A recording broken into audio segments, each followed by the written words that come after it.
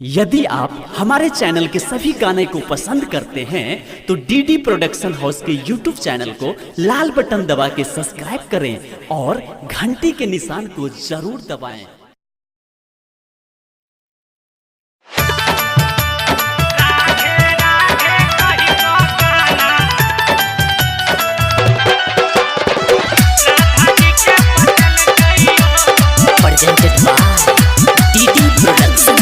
गैया चरबा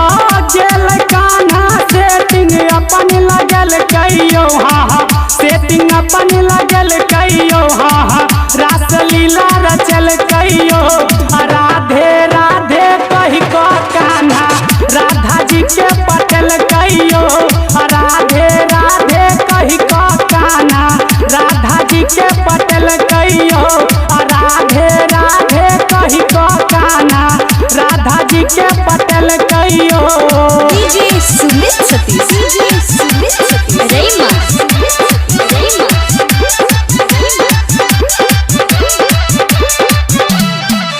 गाना बंसी मधुर बजबै छै हाँ हाँ गोपियन के पटबै छै मैया यशोदा के नटखट कान्हा माखन चोरा के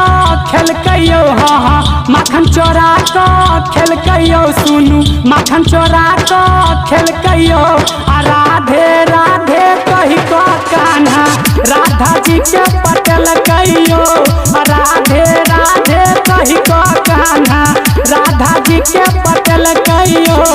डीजे सुमित सतीश, डीजे सुमित सतीश, रईमा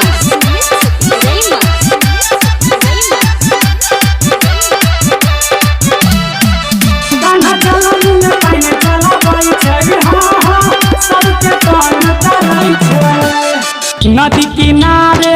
गेल कान्हा गोपी सबके छेड़ल कहियो हाँ हाँ गोपी सबके छेड़ल कहियो सुनू गोपी सबके छेड़ल कहियो राधे राधे कही को कान्हा राधा जी के पटल कहियो राधे राधे कही को कान्हा राधा जी के पटल कहियो।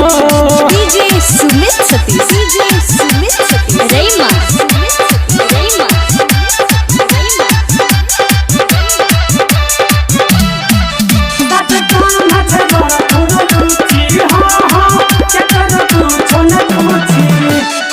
कहै छै घन श्याम संदीप कान्हा जुलुम को